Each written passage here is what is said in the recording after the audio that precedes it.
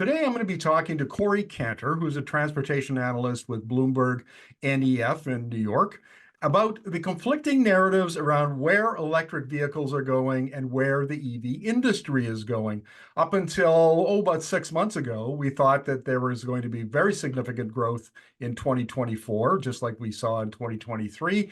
But then late in the year, we began to see news stories about how the industry was slowing, consumers were reluctant to buy, sales forecasts were being revised down. And then last week, we saw the International Energy Agency come out with its forecast, and it was the same as it had been 6 months ago. Very confusing. So I'm going to ask you about that. Corey, how do we make sense of this? Yeah, Markham, and firstly, good to be here. Good to be chatting again. I think that when it comes to the overall kind of trajectory in the U.S. EV industry or North American EV industry, and even globally, you have to really get a sense of what's going on with each automaker, just because it is starting to become quite confusing. I've been focused most on U.S. market and can kind of speak to that. But basically, if you look at the non-Tesla automakers in the first quarter of this year, they continued to show fairly strong growth, depending on which automaker you're looking at, whether you're talking to Hyundai and Kia or Ford, doing really well as the number two fully electric vehicle seller. In terms of those who have fallen off, GM losing and kind of giving up on production of the Chevrolet Bolt had a down quarter, and Volkswagen's ID4, which in the US was off and on the kind of federal clean car tax credit list due to policy details, had a bit of a down quarter. But really the big one was Tesla, and we can get into that, but it's both a micro story within kind of US market and more macro that Tesla, given its size, will have an impact on the overall trajectory of EVs. Right.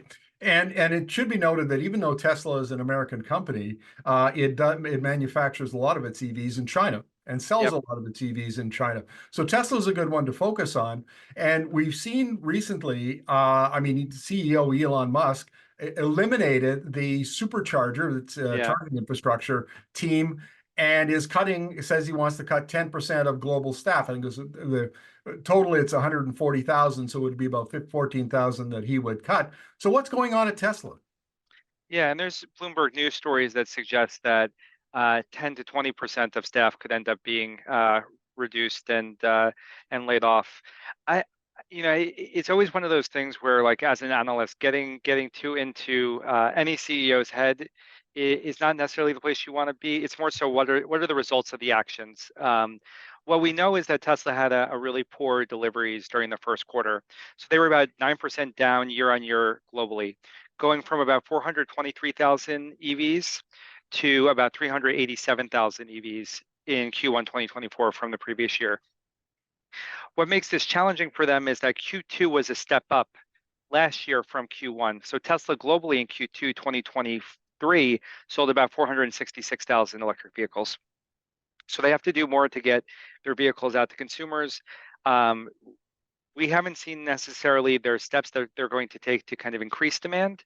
We could talk about the charging story because it has an impact on the other automakers too, in the US and North America specifically. But all that kind of Elon Musk has said is, we're going to be releasing this robotaxi and pivoting more towards AI and autonomous vehicles. And until we see what they do, it's really kind of just speculation on our part, even though the kind of full self-driving and AV aspect has been a part of the Tesla story. And I think there's many good analysts focused on EVs who could say that the pros and cons there. From an EV perspective, though, what I'm comfortable saying is that Q2 will be a challenge, particularly in China. So Tesla's going to have to move a lot of units to even be flat with growth last year. We'll get into some of the North American specific or US specific issues, but let's talk about Tesla in China. And one of the things that we've discovered, I think 2023 was really the coming out year for the Chinese EV industry. We're seeing in Q4, BYD took over the lead as the world's biggest EV maker from Tesla. They gave it back in Q1. But the big thing, I think, is price. The Americans, including Tesla, have focused on the high end of the market, the premium or the high end, whereas the Chinese started at the low to mid range. And that seems to give them a lot more runway to ramp up production and ramp up sales because it's just a bigger market there. And they're down into like the $10,000 to $20,000 range, which is incredibly cheap compared to, a Model Y or Model S and Right. some others. So what do you make of that? What role is the Chinese EV industry's expansion having on Tesla? Yeah, there are more affordable options, and BYD is a good example that they have a wide range of models with different price points and different, frankly, drivetrains between BEV and plug-in hybrid electric vehicles. Um, and the tech is good too, right? In terms of not everything is one-to-one with the Tesla, or not everything is directly compared, but I think there is a misconception sometimes that, oh, it's just a cheaper product and that's why people want it, where there's been a lot of investments in the battery. In particular, a lot of battery technology investments have been coming from companies in China, like a BYD, like a CATL.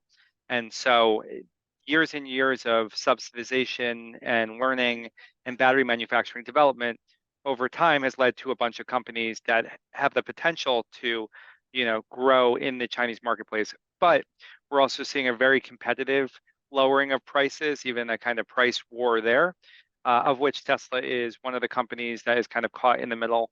And so we'll see who makes it through the other side. Just because there's that many companies in China now doesn't mean all of them are able to offer those prices as low as a BYD, for example, because of those economies of scale that BYD has and the battery expertise. So it's a long way of saying Tesla's in a really competitive marketplace in China. Um, in Europe, you're seeing the Chinese automakers begin to enter there, but also, Europe EV market is much more competitive. And then in the US and in North America, I would still say it's pretty Tesla dominant. We haven't seen beyond these kind of individual quarters where, another automaker rises up and maybe has a good quarter, a kind of sustained growth in the same way. So Tesla does have a little bit more leeway in North America.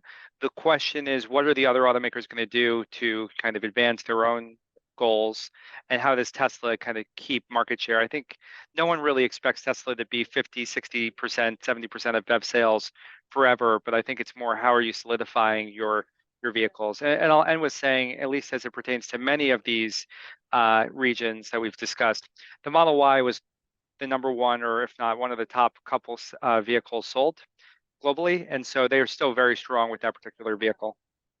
Now, one of the interesting things about the Chinese auto EV industry is the way that the legacy automakers perceive them. And I read an interview, in fact, on Bloomberg with Carlos Tavares, the CEO of Stellantis, makers of Jeep and Chrysler and Yeah. so on. And he said that the Chinese automakers are fierce competitors, and there's a very good chance that some of the legacy automakers will be wiped out. They're not going to Mhm. survive. And there's been a lot of reports of nervousness in the C-suites of some of these companies. And how is that affecting the response of Ford and GM and VW and Toyota and Honda and so on as they look over their shoulder nervously at these, the cheap Chinese but well-built Chinese EVs that are coming into the market? Yeah, I mean, all of these companies have spent now billions of dollars in electrification efforts, or uh, in the US, purchasing facilities or aiming to build an onshore electric vehicle production here, where in the past they had not. In some cases, such as Ford, they've used hybrids in the conventional sense as a potential option to differentiate themselves. Toyota, of course, has long been a leader on hybrid vehicle tech. Um, so I think people are aware, or these companies are aware, that they have to be doing more on electric vehicles. I think a little bit of the whiplash is, you see, okay, you're making these investments, but then you're moving targets back, or you're changing around your longer term view. Um, and so even from an analyst perspective, right, you can read about, automaker X says this really aggressive thing on EVs maybe 6 months ago. Now they change course. In 6 months, they may change course again. But the challenge for all of these folks is that platforms and investment and scale up takes a while. So it's not like you can change your strategy every 6 months if you want to be successful. And to date, I'd argue that, with the exception of maybe BYD, you haven't seen necessarily a legacy automaker go from living in the land of kind of gas cars to fully immersed in the electric vehicle space. So it's not to say that this is easy, But every year you're delaying, or every quarter that you're delaying that expertise in learning by actually going all in on EVs, you're only making it harder down the road. I'll leave it to Mr. Tavares to, what it means for him versus his competition. But falling behind is not beneficial, and the costs for falling behind are much higher than they were 5 years ago. Now, I interviewed your colleague, Colin McCarricker, earlier on this year, and BloombergNEF had originally been forecasting 17 million sales, up from 14 million in 2023. He then, that would had been revised down to about 16.7 million, which is a modest decline. And then we see the IEA come out, and it says, no, it will be 17 million sold globally in 2024.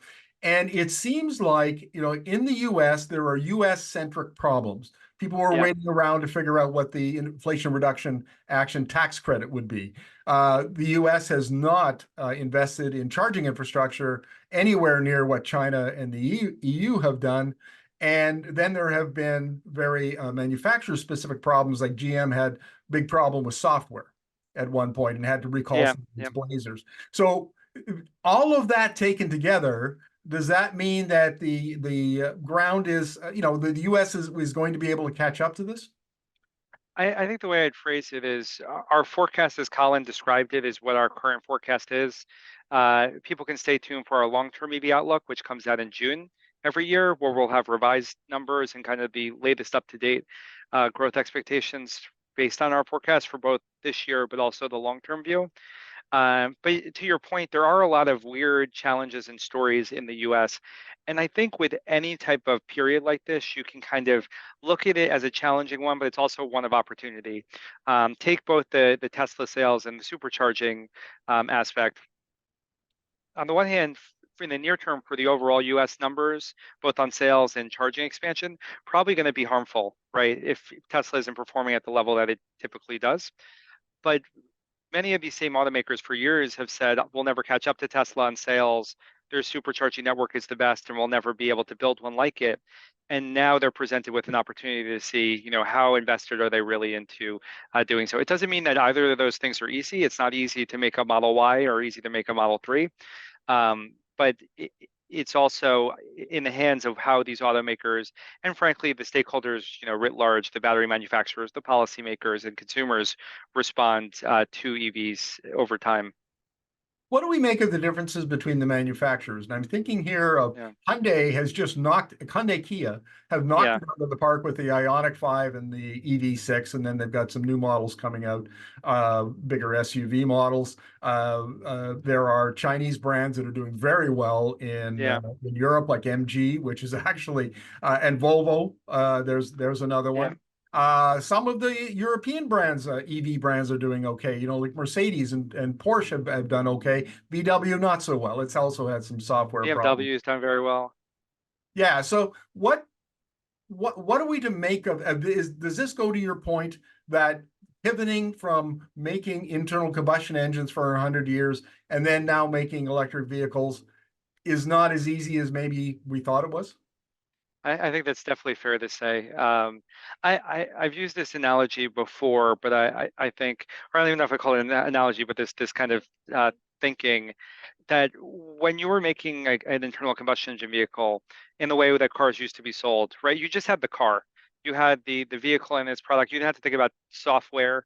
You didn't have to think about battery. You didn't have to think about charging. And those are three elements that are unique to the electric vehicle. Maybe software didn't have to be, but they kind of go hand in hand given how, computerized these vehicles are. And so I think if you look at some of the conversation we had today, the issues that we've ticked off, they're either software related, right? GM Blazer recall, software related. Charging related, how do consumers feel about the current Tesla charging network versus everyone else?